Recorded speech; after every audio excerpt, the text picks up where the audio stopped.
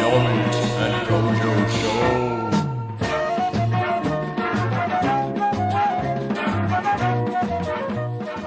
Alright, It's me, that is. I'm watching me. we're in the same place today. Got a little glass of wine, little treat. Glass of vino. Treat on a Saturday night. Let us know how the audio is. This is really tripping me out. Look at Let me see. Oh, that is a trippy delay. We're watching us. I'm watching me. I'm watching Kojo. He's watching Omid. And we're watching the Omid Kojo Show, doing the Omid Kojo Show. You're pretty much watching Tenet right now. You know, you thought it wasn't out yet, but here on Kojo's Live, it's out. But yo, welcome back to the Omid Kojo Show. We got a kind of special edition today because we're in the same room. Same room. Imagine that. Imagine. Imagine. I need this. So Yeah, you do. the way we're gonna be doing it, we're gonna we can see all the comments. So yeah, we're gonna chat to you and we're gonna talk about some stuff. Go on, pop that down. We'll have a look at the comments in a minute. Yeah. But the first thing I wanted to talk about, something that I haven't mentioned to Omid yet, because I want to see what you think. You're coming out. No, I'm not You're gay. a gay man now. Not gay. Okay, close. But no. You're a woman. You've been a woman this whole time. I'm a woman. I'm the number one female tricker in the game. So Red Bull sponsor me, please. You get the Red Bull Nike. I have a Nike and Adidas. The first ever Nike and Adidas sponsorship. I have a clunge. No, what I was gonna say. Okay, so someone posted on my most recent clip, and they're like, "Oh, you should do triple cork variations." Yeah. It got me thinking. This might be a bit of a hot take. I feel like most people don't agree. I don't think triple cork variations are even worth it, because most of the time, it's just like a tiny little leg poke and then an under rotated twist. And yeah, if you worked it loads, you could get good at it. You could do like a proper double cork snafu or double cork D-leg twist or whatever. But wouldn't you rather... Well, I would rather see like a cork fei long snapu round or cork fei long snapu with an extra half twist and a scissor. I'd rather see a triple variated double cork than a variation added to a triple cork. Me personally, I think that's cooler. What do you think? I get that, but in order for you to train... In order for you to get like a legit, imagine the biggest cork snapper that you've ever seen. Yeah. Imagine a double cork snapper that big.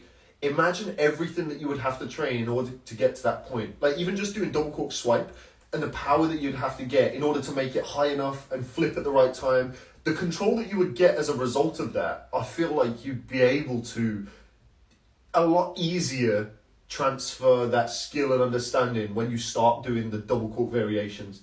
Do you know what I mean? So I feel like it would come easier after that because you've got mad power and control. It would come easier after that, but then you've just spent how long working on double cork snapu and how long not working on cork McDirty round. Yeah, no. If you were drilling the cork McDirty round that whole time, how much nicer would it be? True, but I don't know. I've got quite an affinity for just the And also there's the danger aspect, the there's the impact. danger aspect, but for me it's just because like the way that I've always envisioned something like double cork snapu, if you did it the way that I envision it, it's worth it. But that might take 5 years. And I think you need to really want it, is the thing. Yeah, that's the, like, but... So that's why for me, it's like, rather than like a triple cork variation, I'd rather do like triple cork swing and then like gain a scissor with a grab or something. I'd rather do triple cork swing to a cool cork variation. I think that looks better than a triple cork variation. Like just doing it to a big variation. Doing a massive triple cork, coming out and then swinging and then doing a big variation. But we you get the best of both worlds. But we haven't seen it yet. So we can't say for sure. Shosei's probably the closest to a really good, like... Alexander did that double cork D-leg twist, which was really good. But still, But it's not like a cork D-leg imagine twist. the cork D-leg twist. Imagine your favourite cork D-leg twist. Imagine the double cork D-leg twist was that good. That would be... Like, you know the Velu, the one from Love. Yeah, that cork D-leg twist. Imagine the kind of twisting on the way up, double cork, and then the D leg, and then the If twist. you treated it like a swing 12. Yeah, D D-leg. leg. That, imagine how mental that would look. I'm just thinking now, anyone who doesn't know about tricking, this must just sound like absolute gibberish. You just have no idea. They're just saying all these made up words that don't make any sense. Like double. I mean, everyone's got two legs. Like, wait, a double leg? Like, what? It's not going to be a triple leg, single leg. What? But no, like, I don't know. Because I think we're all going to be shocked when somebody comes along and does... I'm not saying it's not... okay, I'll clear it up. I'm not saying it's not possible to do these things really good. No, and I'm not even saying it's not possible for me. If that was my biggest dream and I was training for that, then yeah, could do that. I'm just saying if I'm going to put that time into something, I feel like there's more productive, cooler things I could put my time into than doing a triple cork with a little leg poke in there. Yeah, I get that. I think I agree. But it's just, you know... If I was like a 12-year-old, then I had all that time in front of me to train, then yeah. But I don't get to train as much as a kid. Like the old bod can't take it. Well, so I have to be picky. I guess my path is definitely not gonna go on that way, in that direction anyway. Just because the type of shit I want to be doing, like, it's not that really. Yeah. Because I just, finite amount of time, and we don't have fucking legs made of rubber like I used to.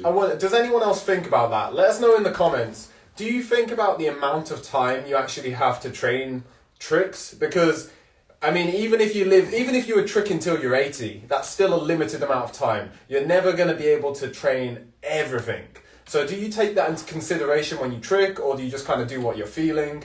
Because for a long time, I kind of did what I was feeling, but looking back now, I kind of wish that I'd paid more attention to the fact that I don't have unlimited time, and I should probably choose the things that I really want to be good at and be really good at them, instead of just working random things and being like alright at stuff that I don't even care about that much. And also, an additional question to that. Do you find it hard to decide what you want to do? Because for me, I do. Because even you just posing that question to me, it's like, when you're faced with this direct, like, you're going to have to put a minimum of 3 years into this or this, I'm immediately just thinking, like, I don't know. Because they're both mad cool, and it's like, you might think, oh, okay, well, double cork D-leg twist is technically a harder trick than cork fei long snapu round. However, you might pick up more injuries along the way of doing the fei long snapu round, or you may pick up more injuries. It's hard to say, so it's like, how do you weigh each it other up? anyway. Yeah. But, yeah. We'll have a look at some of the comments. No, we'll have a look at some of the comments, and then I got something else I want to talk about. I've got a good idea.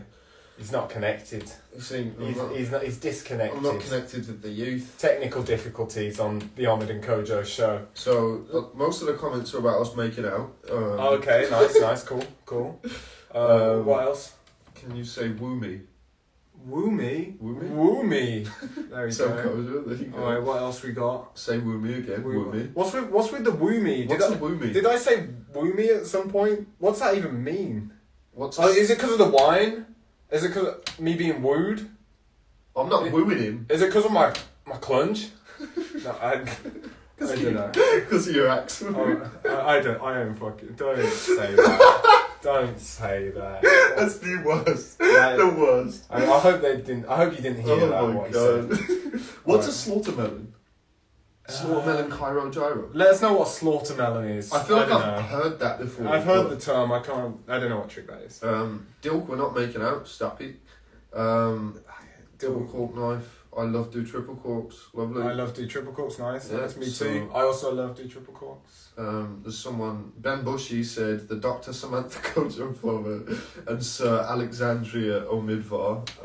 Okay. So I concluded from this that the comments aren't adding anything. the comments aren't bringing anything to the table today. Oh, but it's funny. It's okay though. It's so funny because sometimes you gotta have a shoot. At least we know that one guy loves do triple cork. You know, so we know that we've gained that from the comments. But a direct question to you, man.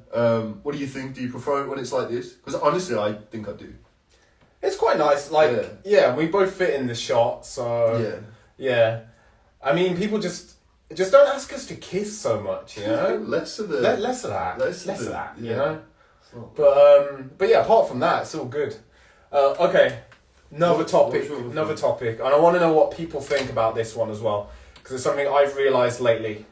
So, if your tricking's based on kind of feeling stuff out, and like just having really good air awareness just from a load of training, and you just feel all of the movements, when you get injured or take a big break, I feel like it's much harder for you to regain tricks than if you approach it from the standpoint of like really understanding how everything you're doing works.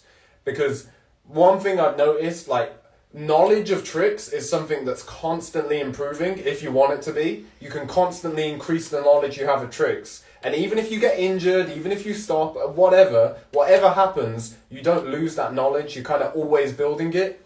Whereas anything else, like strength, flexibility, all of these things can be lost. And strength, flexibility, and air awareness can all be lost through injury or being away from tricks. Whereas knowledge is a constant that you're always building on. So that's why lately I kind of put that at the forefront of my tricking, like really understanding things. I think that's more valuable than just having really good air awareness in movements. Like, that's important too, but I think the knowledge, it lasts longer. You can always build on it. You don't lose it. That's true.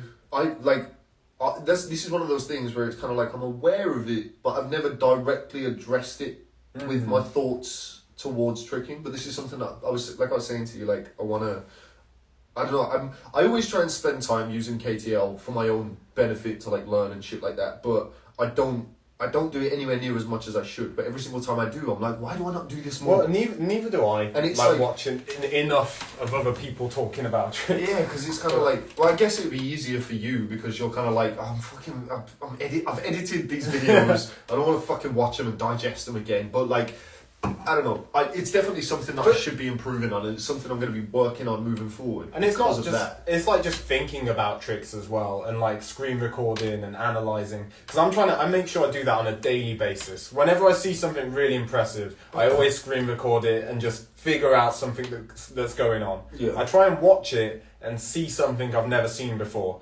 Like, you should try that with any trick done really well. You could watch the same clip for like 4 years, 5 years. Every single time you watch it, there's always going to be something new you can notice. Just try and like really pay attention. You might think you know how a cork D-leg works, but you watch it again, I bet you can find something you didn't notice before. Yeah. Do you is there anyone that you end up doing this with more than everyone else? No, I kind of just do it with everyone who's good. Really, I do. No, I guess does it come up more often with? I do with Alexander a lot. Okay. Because Alexander's technique's fantastic. Yeah. Like, on a lot of things, Alexander's technique is incredible. Because it's not just efficient, it like looks really good as well. So, and that's important to me. So. He's like an exemplary example of what I'm after. Like that's the kind of shit that kind I of like. flow. Because he's someone that I do it a lot with. And to tell you the truth, the person that I do it the most with is Pasha. And I know it's not directly related to tricking, but it's like, how does he, when he gets on the axis that he gets on, no matter what he's doing, like when he did like double Nike, I watched that and I was like, how the fuck is he? So double Nike, you bend the left leg, or you bend one of the legs, and the other leg's like this. Oh yeah, and then yeah. kind of a backflip, but it's not at the same time. Yeah, you kind of off axis. I was watching that over and over and over again, and I must have watched it for like maybe 10 minutes. And that's a lot just while I was like going about my day. And I just couldn't wrap my head around it.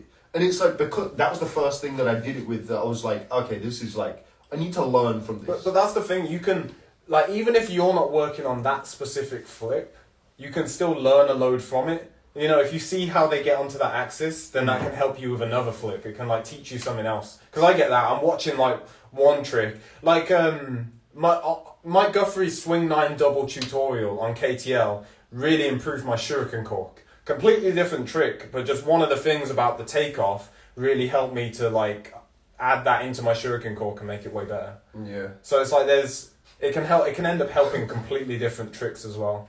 Okay. Should we see the comments? Well, go on. I'll get to my question in a minute. Okay, alright. So what we got? Well, okay. First thing. Are they all bent? No. They said something about me saying exemplary example. Yeah, I'm aware of it. The second I said it, wanted to jump out this window. So don't cyberbully me, please. Exactly. But okay. What you got? Personally, while I'm injured or unable to trick, I like to watch my old clips along with other trickers, samplers, and videos to be able to better visualize and mark out movements. Nice. It's good to watch your own clips. I think it's really good to like realize what you do, because if you can link in your head how tricks feel and how they actually look, then it's a lot easier to change the way your tricks look. So I watch back everything I do during a session, and it really helps me to like, because once you've done that for a certain amount of time, then you can just do a trick, and without even watching the video back, you know exactly how it looks, and from multiple different angles as well. And once you kind of build up that understanding, then it really helps you to present tricks in the way you want to present them. I think, like, depending on how long you've tricked for as well, it's been really influential with the direction that I've gone with my tricks. Because, like, I'll watch samplers of mine from a few years ago, or even just look through the archives of footage, and then I'm like, oh shit, I can do that. I forgot about that combo, and then I just spice that up with the tricks that I've been working on recently, and then I can give it a whole new take with better technique and better style and shit like that. So yeah, definitely watching your older shit is really, really useful for that kind of thing. What you say? Yeah. Oh, well, first I was just laughing because his phone's frozen on one frame, and we both look like we're 57 years old. So I didn't even spot that. So there's that. It's the stress. It's the stress of being businessmen. It's wearing us down. Serious business. We're on the edge. Yeah. We're on the edge. All right. Okay, we got big shout out to Kojo. I landed my first B-twist swing double cork. That tutorial helped so much. Yes, JR7. He was the one from last. He was the one. Now he's B-twist double corking. Look at that. Look at that. Took on some new information. What else people saying? You should do more critical eye, look at historic samplers. I really enjoy those. Yeah, I think that's interesting. Historic samplers aren't very good for looking at technique, because technique was worse in the past. Like in terms of just raw efficiency. But for looking at style, like I did one on Anise, looking at why his tricks stand out so much, like what is actually making them special, because they are special. Yeah. They still look really good to this day compared to everyone else. And that was really interesting. So yeah, I'll do more of them. I want to do one on Jeremy Marinas, like why his tricks why they're so good, because they are incredible. No one moves like that. Yeah. But we should do one on the live at some point, because I'd like that'd be interesting. Do one like pretty much, I don't know, on a live one on demand. It's hard live, because it is hard live. What people I was telling Omid about this earlier, but with a critical eye video, I get all of the clips and I have a good look at them, and I make some notes on like what they're doing, and then when I film it, then as I'm explaining, I figure out more things and kind of make sense of my thoughts. And then when I come to edit it, I normally add in more things, because I'm like, oh shit, I explained that wrong or didn't see that. And then as I'm editing it, that sometimes reveals other things as well, because I'm looking at frame by frame a lot. So the whole process is what allows me to like reveal so much about the trick. I feel like just off the cuff live, it won't be quite as good, but we can still figure out some stuff. But I don't think it'll be as good as all those layers. Yeah, true. But yeah. I don't know. The person I always go back to when I think about historic samplers is someone like Mogwai. Oh, legend. No one's ever been able to replicate what he did in my mind. No one's ever even come close. Just how big they were. How big everything was, and his body shape for the type of things that he was doing is just kind of unheard of. Yeah, check out Mogwai. Yeah. Search Mogwai tricking. He's really good. Yeah, he's a Norwegian killer. Yeah, Norse god. Yeah, he definitely classic Viking. He killed it. Alright, comment from Ben Bushy. I agree with Kojo. Yes, Ben. I haven't been injured, but I've just been seeking out more knowledge on tricks, and I've been able to teach tricks way better and do tricks way better just with the information. And that's an interesting one, because my first gym session back, everything felt way easier because I was on a spring floor. But even though I felt kind of ill, like, tricks were better than ever as well, because of all the new information I gathered over the last 6 months of not being in the gym. So I haven't been able to train power moves really. I had one session where I did triple corks outside, but it was a lot of strain on my body, so I was like, I'm just gonna not do that again. But yeah, they felt easier than ever in the gym, because I understand the movement way more, just from all the videos I've been making, all the studying I've been doing. So in the past, like, when I was younger, I would have argued with people like, no, it's just about reps. It's all just about getting thousands and thousands of reps. But it's really not just that. Reps are super important, but understanding is just as important. You could do 10,000 reps and someone else could do 1,000 and be better than you if they really understand what's going on. Well, I think that's good. I get what you're saying, and obviously it's true. I didn't realise the that. same thing. Having gone through the same thing with you as well, it is true. But also, there's no way that you would have disagreed with somebody if they'd have said, "You have to be trained in the right way." Because we've always known that even if you do 10,000 reps, we have real life examples of people that we know that they'll do the reps, but because they're not tensing the muscles properly and they're not actually trying to do the things in the right manner, they're never going to get anywhere. But that's the thing. We talked about people trying. Like, because some people can do a load of reps, but everyone's half-assed. They don't believe they can actually land it. It's not like a productive rep. But I thought that was just the effort. Like, because for the first 5 years of my tricking, I had some understanding, gained some knowledge, but most of it was just trying my absolute hardest to land moves. And I was like, if you try your absolute hardest for a certain amount of reps, you get the move. And that is true. But now, knowing what I know now, I'm like, well, if you try your absolute hardest for a certain amount of reps, but you know exactly what you need to do, then it takes like a tenth of the amount of reps. Like, I didn't need to do as many reps. If I knew all of the things I know now, I would have gotten way better, way faster. And it's like, at the time, I didn't think that was possible. I thought even if I had all the knowledge in the world, I'd still need to do this many reps. When actually, you can do it in a fraction of the time if you really know. But I didn't believe that. I guess, that's a recent thing that I believe. Yeah, like, I've only recently found that out. Logically, it makes sense. And I feel like I'd like to think that back then I would have gone, yeah, you're probably right actually, but I wouldn't have done. I would have just been like, nah, you need to get stronger and you need to be able to do it enough times so that you have the bodily awareness and the control of your mind as to how to navigate through the move. And it's like, it is true that you need to practice it a lot of times, but you don't have to do it. It can be way less times if you actually really understand what you're doing. And I used to just think it was a cop-out. Like, because normally it was. People that say that it's normally a cop-out, people who are looking for a secret for tricks, it's normally like, they don't want to put enough work in. They think that there's just some magic tip that's going to fix it, and they'll just get it. But actually, sometimes there is. Well, that's what I didn't get. There is sometimes. No, but it makes sense why we would have that thought process. Because think about it, like, remember, when I first started doing tricks, I was constantly, anybody new, even if they weren't great, I would go to them and I would ask them for tips or ask them for how they think about a particular move.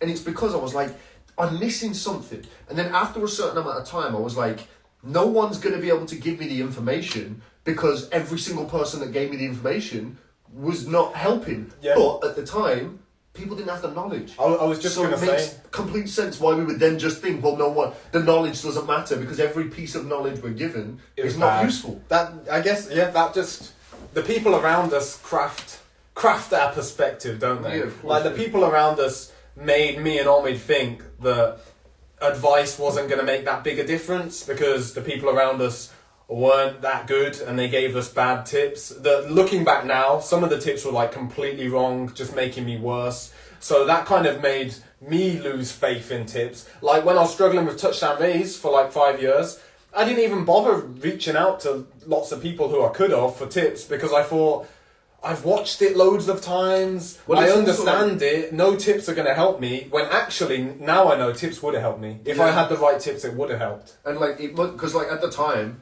because I didn't have the knowledge that I have now, I was trying to give him tips and it wasn't and they didn't working. help. And so he obviously be looking at it like, well, Omid's he's way better at touchdown raise than I am, so if his tips aren't going to help, then tips just aren't going to help. But there's no like, one thing I've realised, there's no linear path to, I don't know, getting good at giving tips. You just got to practice it. But that's the thing. But it's not something that you just like. Once you get good at tricks, then you're good at the tips because that was never the case for me. That's never been the case for you, and no one around us. And we're not throwing shade at anybody that did give us advice and did try and help us. It's just the fact of the matter that like I was given so much advice that if I was just given none of that and given the correct advice, it would have shaved months of me learning particular tricks. Well, this is one of those things. Don't want to be too much of a broken record because we do talk about it a lot. But it's like we've learned from tricking. Think of the amount of time and effort we've had to put in to get decent at tricking. Why would you be good at coaching tricking without putting in that same amount of time and effort? So I don't. Exactly, so yeah. to actually get like truly great at coaching and being able to break stuff down and help someone understand it really clearly, I expect to spend like a decade doing that as a full-time job before I'm actually really good. I feel like I'm on that path, but I know it will take like 4, 5, 6 more years before I'm really, really good at it. And I feel like no one's actually gone on that path yet. No one's dedicated their life. Or maybe Tai Chi at Tundra. Maybe that's an example of someone who has gone on that path, gotten really good at coaching, and look what they've produced.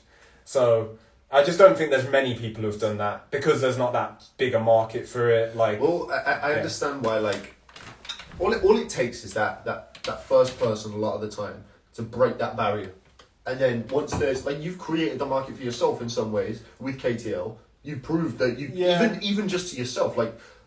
You've proved that, okay, well, this is, giving you the opportunity. Big enough to sustain. Yeah, it's giving you the itself, opportunity to really put your time and all your energy and thoughts into it. And it does. It just fucking consumes his mind. And it's because of his obsession with tricks and the understanding of tricks. And also, it's a win-win for him because his knowledge, as his knowledge grows, his tricks grow as well. And he gets way better. And it's like... I think that's a key. That's one of the things I try to do in my life. If you can make your job something that, instead of being something on the side that you do to make money so that you can keep training and live and all of that, if your job actually makes you better at tricking, then you're onto a winner there because you can put everything into your job and excel at that, but it's also helping your training. So I think linking the two together is a really good way to go. And I guess vlogging can kind of do that because the better you get at tricks, the more views, but... Yeah. Well, yeah, that's why I went into making YouTube videos. It just made sense. Someone said, "Y'all look like you're in a kid's playroom." There's a sewing machine behind Omid. Kids don't sew. This is a study room. This is a sewing, and there's an easel over there, little arts room. What else they're saying? Did yours free? Do you want to go off it and back on again? Yeah, sure. Yeah. But yeah, let us know what you think. If you're following anything we're saying, if it makes any sense to you. If it doesn't, I hope you're having a lovely day anyway.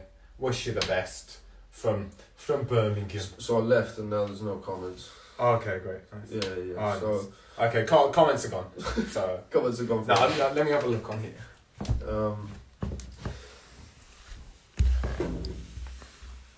Well, I remember one of the comments that Dilk said was there a trick that you used to be able to do that you wish you could still do easily now? Nah, not really. There's one that says, "What do you do when you lost a flip?" And I've got a lot to say about that one. I made a whole video on that one. So I don't really believe in losing flips.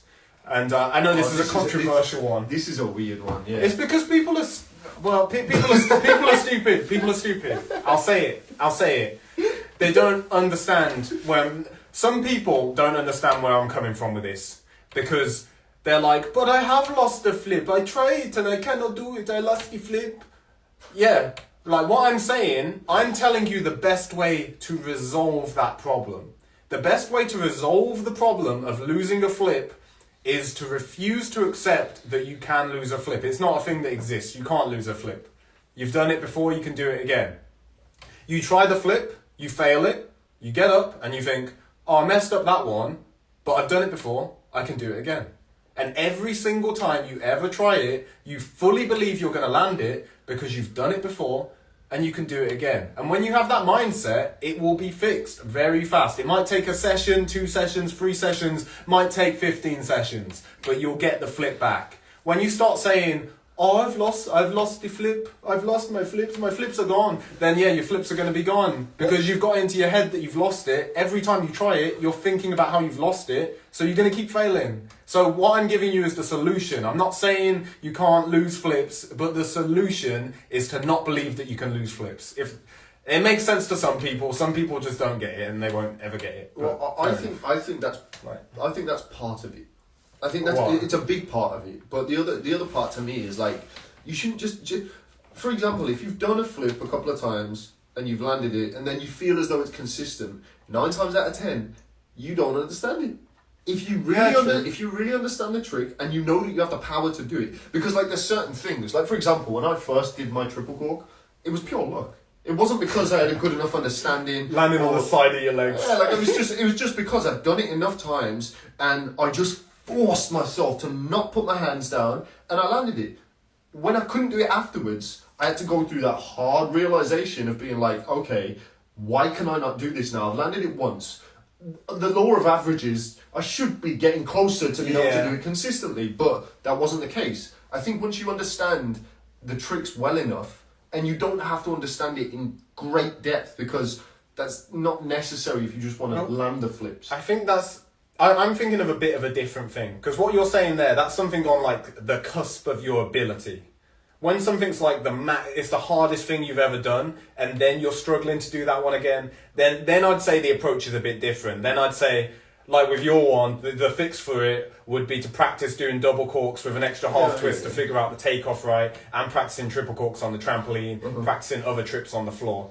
But what I'm talking about is more, you know, when someone... Are you talking more like twist disease? Like twist disease, when they're trying to do a full and they keep doubling, or if they just can't, they could do a B-twist and they keep putting their hands down. I mean that sort of thing. Well, have you... Because I've had what people would consider twist disease, I think. Because obviously, like...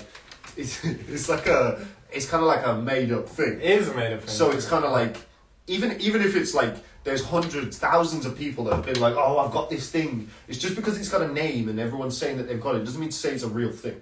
Well, then people would argue, say, well, there's a study on it for lost move, blah blah blah blah. I know there actually is, because I know that's come up before. But what I'd say to that is, well, you can go out of your way and you can find studies that are going to help you confirm that you've lost the trick, or you can use my method and have the trick back and solve the problem. So it's like, you got to choose what you want to believe. Do you want to believe something that will work and fix it, or do you want to believe something that will make the problem worse? The more you believe in the problem, the bigger the problem becomes, because it's a mental thing. It's not physical. So you need to attack the mental side of it. It's not like you've lost all this muscle mass and now you can't do your twist anymore, or you're doing too many. Your muscles have got way bigger overnight, and they can't do less tension. So you only do triple fulls when you're trying to full. It's not the way it is. Like, my experience was, I refused to accept it. I walked over to the foam pit and I fixed it in about half an hour. The beginning of the session, I was genuinely trying my best. I was just trying to do a gainer, and I was like, I can't do it. I can't do it at all. I kept twisting, and I was like, what the fuck is going on? I went over to the foam pit. Thankfully, I was fortunate enough to have a foam pit in the gym that I was at. Yeah. And then I just did gainer into the pit. I kept twisting for the first bit. I was just like, okay, do the least amount with my body possible. I was doing it, and I was just kind of jumping over my head, and it wasn't safe. Like, I was just about getting around to my knees. It makes you do it. In doing that, by not even tensing my muscles when taking off, I was walking up to the edge of the pit with my arms down like this. I looked like a little penguin. And I was like, okay, just jump over your head. Just get to your knees. And then gradually building that up more and more to my feet. And then I started using my arms. And I just did not accept something that was completely out of my control. Because that's all it is. You need to accept that you're the one that's in control of your body. You can't let something completely imaginary dictate what you're capable of doing with your body. It doesn't make any sense. The worst one I had of them was with full in, full out on the trampoline. Oh, I used to accidentally do full in, double full out sometimes. And I remember one time I did full in, full out to full in, double full out, like by accident, landing on like the side of my face and chest. But with that, like, I never thought, oh, I've lost my full in, full outs now. Yeah. Oh no, I just thought, okay, I'll just go to the foam pit, I'll do a slower, more chilled out version, I'll drill that a bit, and then I'll be able to do it again. And I could do it again. Whereas if I built that up in my head as, oh, this is what happens when I try this move now, then that's what would keep happening, because I wouldn't be able to focus, like, I wouldn't be relaxed enough to actually do the move properly. I'd be stressing out. Yeah. But it's the same as, like, fear as a whole. Like, it's in your mind. It's all... you can't let something like that control you. You have to figure out a way to control what you're doing with your body, even if you have something in the back of your head that's making you fearful, or in this case, out of control. You just have to slow it down and break it down in your head and use logic to remove that fear or remove that worry about twist disease or whatever. Well, Omid, we've got Dimitri coming in. Dimitri coming in hot with a weak mindset. Oh, has he a Says, I do dub fulls instead of full. I can't do it anymore. Don't say that. Every time you say you can't do it anymore, you're going to get a little bit worse. Your mindset's going to get a little weaker. You're going to believe in yourself a little bit less. So don't say that. And you're going to shrink. Yeah, you're going to get a little smaller. Your skin's going to wrinkle a bit more. You're going to get really dry as well, really ashy elbows. Yeah, you're going to... So don't say that. You say, I failed it some sessions, but this session I'm going to do it. If you fail it all session, next session you say, this session I'm going to do it. And you believe that you can do it and you will be able to do it. You say this shit, it's gone. This is why delusion is so important. I'm always talking about delusion. Like even if you do the thing that you don't want to do. So for example, you do double full instead of full. And you're like, nah, it's fine. You just gotta keep telling yourself, nah, it's fine. And think about it in the most constructive way possible. You think, right, this is what you have to do in order for me to do a full, and then just keep repping that out. And just remove all this negative bullshit from your mind about, oh, I've lost it, and feeling sorry for yourself. You've got a task at hand that you need to deal with. So just stop. Alright, we got a couple comments about tricking alone. Okay. What do you think about that? I'm a big fan of tricking alone. I don't mind tricking with people as well. I have a good time with people too. But I really enjoy tricking alone. And I don't know, I guess I enjoyed it less when I was younger. I enjoy it more now. I just think it's all down to your approach. Like, you've got to look at it as a positive thing. Don't see tricking as a group activity. It can be a group activity, but you can enjoy it by yourself. It's just a different thing that you can enjoy. That's what I see it as. You can really focus exactly on what you want to do. You can get super in the zone. You can zen out. You can be meditating as you're training. I really like it. I think it's great. I've just thought of something that makes a little bit more sense to me as to why there's so many people that struggle with training alone. What do you think it is? If you've spent all of this time progressing, and the best sessions that you've ever had. Remember when we used to have hype sessions? We used to throw the dubstep on, and every single time the beat was dropping, one of us would be like, oh, yo, let me try this. On the drop. On the drop, every single time. Or we'd rewind the track and get into the drop, and then one of us would go for this big banger that we were trying, which was usually like a double cork or whatever. But if you associate your best periods of progression and fun with a certain environment and a certain amount of people around, it's going to be really hard for you to, if you've not experienced big progression or a lot of fun on your own because you haven't tried it as much, then it's a lot easier for you to have that mindset where it's like, oh no, I have to trick with people. So just before you've made your mind up, give yourself a period to really try training alone. Even if you have access to a gym or whatever, just try and train on your own. And it may be a little bit harder as well, because 9 times out of 10, when people are training on their own, the only way they can get that is if they're not in the gym. So yeah, you're on grass, and then sometimes if you get people bothering you and stuff, like I'm lucky because people don't normally bother me when I'm training because they're scared of me, because I'm a scary black man doing flips by himself, looking angry. Yeah. So they don't come near me. Nowadays, they don't normally come near me. Only old people will come near me because I look vexed. Yeah, old people just sound like a fucking... But if you're like a kid, then I could imagine other kids would come and would maybe say things because it attracts attention. So I can see how that makes it harder. Maybe find a swamp. Yeah, get yourself a swamp. Go into the depths of the swamp. Yeah. Train in the swamp. Kojo went on a walk the other day. He's been walking the earth. I've been walking the earth. And he was sending me these photos of all these... It was just grass, essentially. Grass and trees. And he was like, yo, I found a new spot in the swamp. It's just a new area that he's never discovered in the 17 years that he's been going to this place. For the lockdown, I've been going to my swamp almost on a daily. I've been exploring every nook, every cranny. No cranny is left unexplored by me. Unknown. So I went through some bushes. Yeah, this is what I'm doing by myself, 26 years old, going through bushes. Found a fence. There was a hole in the fence. Went through the hole by myself. And I found a whole new area of the swamp. Like, it was crazy. Because I'd seen it from the outside, from walking on the road. There's like a fence. And I was like, I haven't been to that bit of the swamp. There is more swamp. There is more swamp. How do I get to that swamp? So, yeah, I found it. I found a hole to that extra bit of swamp, like the size of 2 football fields. And I did some lunges there. I did some squats. I had a nice stretch. Did some leg raises. Fucking sick day. Saw a cat. There was slugs. Sick day. So that's the solution to training alone. Hole in the fence. Go to the swamp. God. Lovely. Hang on. Well, what are the people saying? The good people of the internet. The good people of the internet. What's Pablo saying? So- I like Pablo Tricks. Shout out to Pablo Tricks. I like Gianni Squilas. I like Gianni as well. Gianni's Yeah, a good lad. he's always taking part. And he's got a squid in his Instagram name. And we love sea creatures. Yeah, You know, Shawmid. Yeah. Right, so he says trick for the sake of tricking because tricking is good in itself. That's true.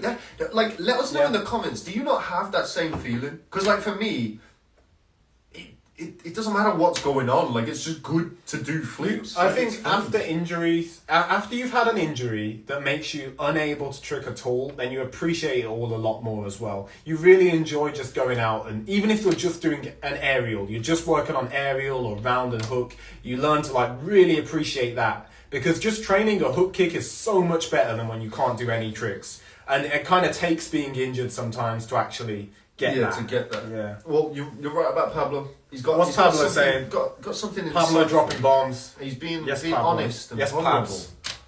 He's opening himself up to Pablos. the viewers of the Omid Kojo Show, and we appreciate that, Pablo. What's he said? He said, I like training alone. Sometimes at big sessions, it's harder to focus on your training. With these sessions, I subconsciously want to show my best tricks instead of working on weaknesses.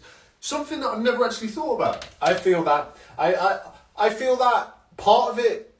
There's another thing for me at big sessions when everyone's throwing down. It's like I focus on other people's tricks too much. Like I get this, I can't trick well at big gatherings normally because someone does something hype and I'm like, oh sick, and I'm like hype about what they've done. I'm no longer in the flow state. I'm no longer thinking about my session. Man ain't folked. Yeah, It's not folked. but that's another thing that I used to feel much more when I was younger. I don't care so much now because people have already seen my flips. But when I was younger, I used to feel pressure to like do harder tricks when really I shouldn't have. I should have built up more, and it kind of ruined my sessions at gatherings. Yeah, gatherings are like that for me. This is why like I have such a love-hate relationship with gathering sessions because like I can't help. They can be great. Yeah, they can be incredible. They're hit and miss, aren't they? But like I've also had a lot of experiences where I'm just like, especially if I'm a guest, I'm like I need to do good shit. Like I can't be having a bad session at a gathering because like these people have paid good money for me to come and be a special guest. I can't just pull up and be like, oh yeah, all my flips are really bad. I'm gonna work on me hook kicks today. But it's like a lot of the time, if I'm not feeling something, it takes like an actual mental struggle in order for me to stop trying something that's too hard for me to try that session. Yeah. And if I'm not feeling it, I should just be like, well, I'll just do other stuff. But instead I get it in my head, I'm like, no, I should be able to do this. But yeah, I get a lot less of that nowadays. What's Ben saying? So Mr. Bushy said, so because of that, do you think it's better or worse to train alone? I've done both equally, but I find it harder to break barriers without people. Not even because of height, but because of support. Okay, I think you should do both. I think it's really important to do both. And it's harder to break barriers without support, but I don't see that as a bad thing. Because if you can break barriers without support, then Makes it even easier when you have support. it just means you're even stronger. You're someone who can do this shit by yourself. So when you're with people, then that's just another level of, like, boosts you up another level. So don't see that as a bad thing. I'd see that as more of an opportunity to, like, build yourself. Like, when I did my first triple corks outside, I did them in the swamp, in my swamp, you know every inch of that swamp, Kojo Swamp. But, Well, you didn't at the time. yeah, I was just by myself. I was by myself, topless, had music banging. Mothers were walking past with their kids, clutching their kids, as this topless man threw himself into the air, spinning so fast. They didn't see it coming. They just walked past the tree. Like, this is what it's like. You're walking on a path, and they just look to the right, and this big, balding man who's topless is playing aggressive music and spinning on the mulch. And then when That's he lands, what they saw. Whenever he lands, tensing up. And he's vexed as well. And he's grunting and grunting. He looks angry. He's growling. He might bite you. Like, that's what they were thinking. And they grabbed their kids. They got them out of there. They got them to safety. You know what my version of that is? Because I train, whenever I train on grass now, I have to jump over a fence that's locked. A grown-ass man, 25-year-old man, jumping over a locked fence to go into the back end of this field that's still visible from the street, but no one else, like, you're far away.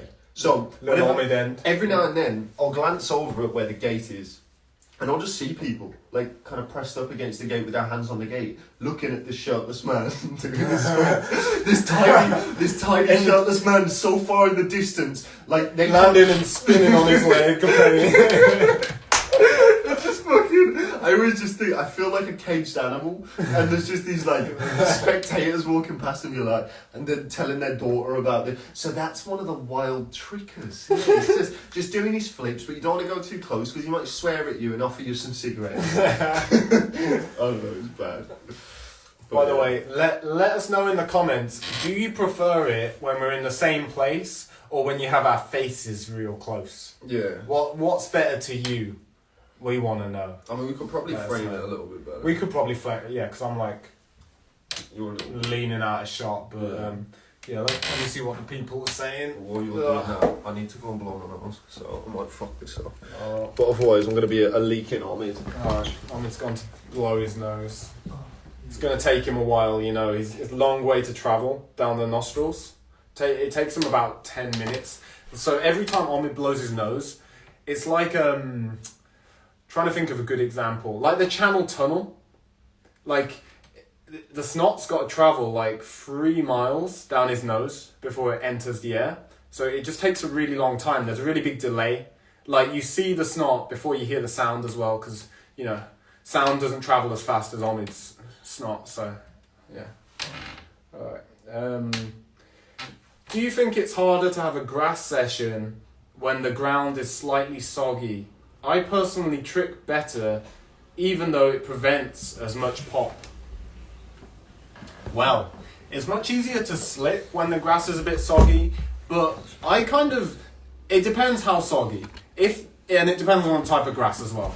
But when the grass does have a bit of squish to it, then I normally feel a bit more confident because I know it's not going to hurt as much landing on it. I'd rather have grass that's a little damp than grass that's rock hard. Yeah, though obviously the prime grass is when it's rained the day before, so the grass is soft, but then it's sunny the day you're training, so the top layer's dry. That's the prime grass, but I'd rather moist than like rock hard, yeah. Or if you know there's an area of grass that has a thin layer of moss on top of it, that is perfect. Ooh, it's actually like training on spring fall. I had better sessions on that mossy grass outside uni. The uni one, yeah. Than actually in the gym. So there was a gym where there was just the most beautiful grass, like just outside. And I would have my session in the gym, and I couldn't do things. Like the first time I did cartwheel swing gator was out there. Hype. And I couldn't do it. That was so hype. That was one of my hypest memories. I was so happy. But yeah, just get yourself some moss, and you're good to go. Alright, we got... A McTrick says, I like when you guys are together. That's nice. Thanks. Nice. Yes, first two. More of that. The one said, I don't care either way. Ben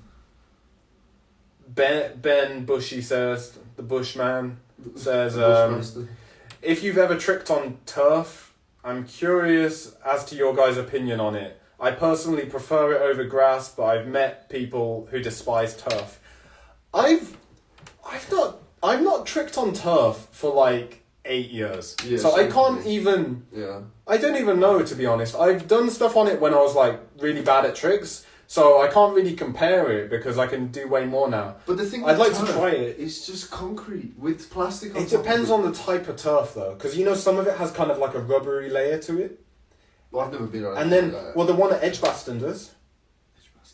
The one that you tricked near, the football turf pitch. It's got the little rubber balls in it. And then, but even that, like I've tricked on that before because there was a football place that you know when I used to play with Alice's dad. I remember doing flips on there, and it's just concrete. But it's got like the plastic fake grass, and it's got those little bits of rubber on it. But it's like it doesn't make it any better. If anything, it makes it harder because it's more slippery. There's also the pitches next to them, the water-based AstroTurf. That's like spongy. I used to do some of my first flips on there after hockey training. So it depends on the AstroTurf because some of them are like. I mean, I haven't done it in like maybe like 5-6 years. So we need to try it out. Probably longer than that actually. The jury's still out on that one. We'll get back to you, Mr. Bushy. Mr. Bushy, Mr. Bushy. Johnny said, in my opinion, when the grass is wet, like Kojo said, it's softer to land on. And also, I find my mentality a lot sharper because I have to focus on making the tricks perfect so I don't slip and die. Aha. That was like a weird spoken word. It was. Yeah. Thanks. No, I agree with that. You do, like, I'd rather have a little bit of slip, but know that if I fall, it's not going to hurt as much. Because you shouldn't be slipping anyway, because you should be in complete control of everything you do. Most people don't have that. Listen, Kojo, that's you what you understand. Most people, that doesn't even cross people's minds. What? That they should be in complete control of everything they do. It must. No, it mustn't. No, it doesn't. To some extent. Let us know. No, it doesn't. To some extent. I guarantee you, most people, like for example, when I was saying to you about my private, and like they just don't think about it. If they're not even thinking about what they're doing in their tricks, well, they're not going to be thinking about how they need to be in control of every single movement. Well, after my last post, I had a couple people. I had like 3 people who are all pretty good at tricks, asking me about ankle conditioning and stuff. Okay, well, think about it like this. I was saying that like a bigger thing than conditioning is like awareness. I think what's going to keep you safer, like stretching and conditioning, great. That's going to make your body stronger. It's going to be able to take tricks better. But what's going to really keep you safe, what's going to really stop you from tearing your ligaments is the control you have when you train. If you only ever do tricks where you have complete control and you just build up like that, that's what will keep you safe. Because no matter how much you condition, if you land in all sketch, you're going to tear your shit up eventually. Yeah, but I agree with what you're saying, obviously. But it's like, I think most people just don't even really see that as an option. Like we were talking about how we were talking about earlier today, how a lot of people, it's a question whether they're going to land it or not. Well, and in our earlier years, we used to think the exact same shit. True. And you definitely, because you got injured first. You had your first major injury before you had a major injury before me. So you got it first. But then once I had my ACL, changed everything. And until I had that, I was the exact same mindset where it's like, I don't know whether I'm going to land this. You're just kind of trying stuff? Yeah, because you're just jumping and doing your flips and just hoping that you land. Because there's no way you're telling me from the jump you were already just like, I need to be in control. It would have taken at least 3 or 4 years. But this might be confusing for... Okay, to clear it up, because they probably still... Like, you see us fall on tricks. Okay, so you might be thinking... But to clear that up, for the last... At least for over a year now, if I ever fall on a trick, then once I've taken off and I'm in the air, I know that I'm going to fall, and I know exactly how I'm going to fall. Yeah. So even though I've not done the trick right, I've messed it up, it's no surprise to me. That's the thing, just not having surprises in your tricking. When I land the trick, I know I was going to land that trick. When I don't land it, I know I wasn't going to land it. What the problem is, when you're going for something, you just don't know what's going to happen. Yeah. That's when you can get injured, because you might land really wrong and you don't even see it coming, so you're not braced for it. Yeah. Like, that's the most dangerous. Like, so I was trying corkscrew trips yesterday. Every one of them, I knew I'd taken off slightly wrong, and I didn't quite land it, but I knew exactly how I was going to not land it. I dispersed my weight, so I used my hands, bounced off my feet. Like, I knew what was going to happen is the thing. Well, that's what's important, really. Okay, an example of when just having that awareness is really, really useful, because one of my recent posts, I almost fucked it. I very nearly fucked it because I was doing, I did a full furlong swipe line at the end of a combo. And because I haven't been on spring floor for so long, I'm still not fully tuned into it. And I thought I was further rotated than I was. Oh, yeah. No, I remember the clip you showed me. And because of that, I didn't realise that I was going to fuck it. I thought it was just going to land fine. But then because I realised immediately, I was able to take all the pressure on my right leg, and actually I had to jump off my right leg with my left leg underneath me so that I didn't break my leg. But the second it happened, I was like, okay, assess the situation. And this all happens in like a millisecond. And I had to put the weight on there, jump off, and I saved my leg because otherwise I'll fuck it. But I feel like that's something that's really not talked about much. Because people, when they talk about injuries, people are always talking, like obviously safe training does come into it, but people are mainly talking about like conditioning, making sure your joints are strong enough and all that. But I see that as, that's obviously super important, but that's just the first step. That's just that's just one bit of it. Like, what's way bigger is just having that awareness so you're not landing in a way that's going to, like, twist up your leg. Because there's just no matter how strong your knee is, if you land in a certain way, your ligaments are gone.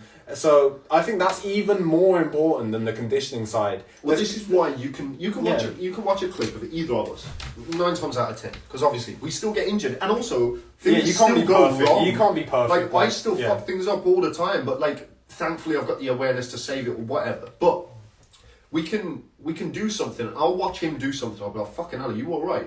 But then because he's like got the awareness, he knows where to like have the weight in his body so that it doesn't like fuck him up. And then he'll walk away from a landing where I'm like, fucking hell, how did he not like tear his knee or whatever? But he's absolutely fine because he can make those micro adjustments. And the same with me. If you don't have the awareness and you're not actively thinking about where you are, where you should be, and how this is different to what it's meant to be, then you're just increasing the risk of injury. But at the same time, because I think a big part of that is knowing when you've gone wrong, and then at the last second you don't like force the landing loads. You allow yourself to like just relax and brace. But one thing that people don't like, you've got to take a leap of faith sometimes. So sometimes then I'll decide, and you want to have the mental strength to do this, I'll decide to fully commit 100%. So that means even if I take off wrong, I'm still fully committing till the end. Now that's more dangerous, but what I'll do before that is I'll make sure I prep it enough so I shouldn't take off wrong. Or I've prepped it to the point where even if I take off wrong, if I fully commit, I'm still going to land. One or the other. It needs to be one or the other. It depends on the difficulty of the trick as well. Because if it's like one of your hardest tricks, you've got to fully commit. Exactly, if it's a really hard trick, you've got to fully commit. But even when you take off and you know and you're fully committed, because once you've fully committed, there's no backing out. If you come out, then that's when you're gonna fucking land on your neck when you're trying like a triple full or whatever, because you freak out and then things go out of control. But if you know where you're roughly going to be landing, then it's a case of just kind of assessing where you land and then reacting, because you need to have quick reactions when you do things wrong. That's the most important thing, because otherwise you'll land in a particular manner and you'll just fucking snap your hip all the way off and it'll fly across the gym. But we've only got a couple of minutes left. We've got 2 minutes left. Is there timer up? Timer's not up yet. Yeah, it should be like 2 minutes though. But there's a couple of things. Someone said, do you prefer moist concrete to a dry one too? Nah, that's a completely different thing. Yeah. Because it doesn't make it softer if concrete's moist. Yeah. That would be weird. Imagine if that was the case. Imagine if whenever it rained, it was like a water bed. Ben Bushy said, I think Omid's right about this. My brother is extremely stubborn on the idea of being in control. I'd never seen someone struggle so much with their mind controlling their flips in a negative way. So, what's that mean? I don't know. So, I was right about something. Yeah, I do that sometimes. Nice. Scarlett said, how can you learn new stuff and still be in control?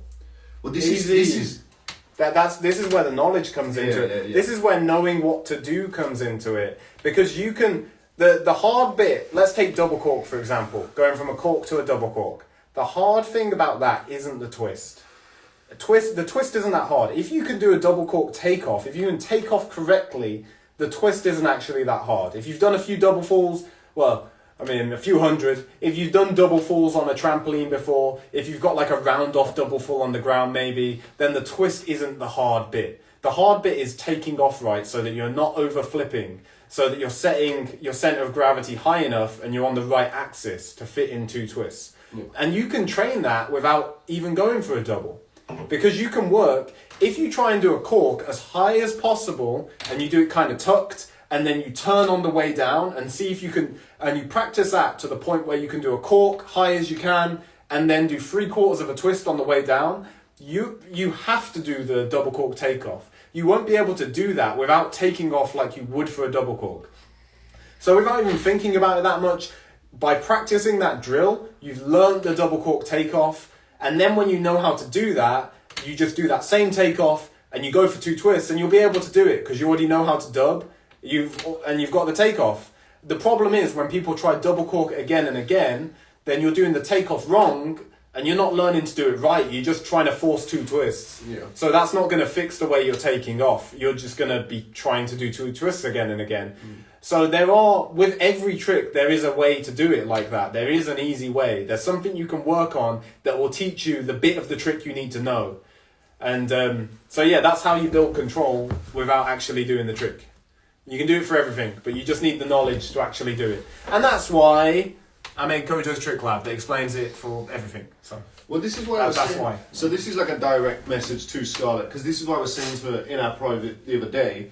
When I ask you these questions, if I get I don't know as the answer, then you kind of need to think about why you don't know, and then go from there and figure out what you need to do. Before you even start, like if you want to learn a new trick, you should already know what you're trying to change before you go for it. Yeah. If you're going for it before you know, big waste of time. Yeah. Like you might get it, but big waste of time. You're just making your own life way harder.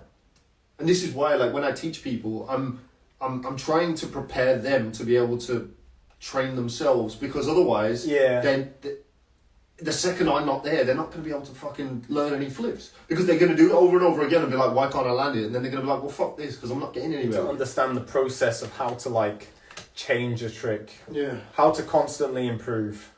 Focal points. Okay, I've seen this comment a lot. Well, what's he said? So, Mr. King Invincible said, what is the technique for floaty gainer, flash, floaty aerial, one to float in the air? So couple of things. Yeah, a couple of things. Obviously, you need to be comfortable with the movement. You need to be making sure you're using your hips as you're swinging your leg forward for a gainer or backwards for an aerial. And then the float's just going to come to the point you're flipping around. If you're flipping around a higher point, then it's going to be more floaty. So for a gainer, if your head's in a higher position taking off, you're going to flip around a higher position. So you're going to do a floaty gainer. That will only work if your setup has enough speed into it, because that speed is what's going to get you round that higher point. If your setup sucks, then you just won't get around. So you need a fast setup. You need to make sure you're using your hips as you swing, and then just have your head higher in the takeoff. Same for aerial. Head higher in the takeoff, floatier aerial. Only going to work if you're already good at aerial. Well, sometimes you have to also admit the fact that you're not strong enough as well. Or as a result, you haven't trained the trick enough to be strong enough to do it to the power level needed to make something floating. Because sometimes you can just not be strong enough to get that lift that you need in order for something to look floating. Yeah. What's going on? I don't know. How long's this going on for? When did we start? I've started just after. It hasn't got the timer up yet. Is it just going to go on forever now? I don't think so. Wait, does it shut down after an hour? Should we just allow it? Should we just end it? Yeah, I think we should Let's just allow it and end it. Good chat. Enjoyed that. Yeah, I enjoyed that as well. If you're watching on the YouTube and you've watched this whole video and you're not subscribed, then subscribe. If and you're like the video. If you're watching on Instagram Live and you're not subscribed to our YouTube, then subscribe to it. The Omid Kojo Show. We've got a Vivian Yulu interview coming very soon. Yeah. And there's other stuff on there that isn't on Instagram. So check it out and help us out, because we need to get 1,000 subscribers. Yeah. Thanks. And also, share this on your Instagram story and just tell everyone about it. So, appreciate you. Been real. Ta-da a bit.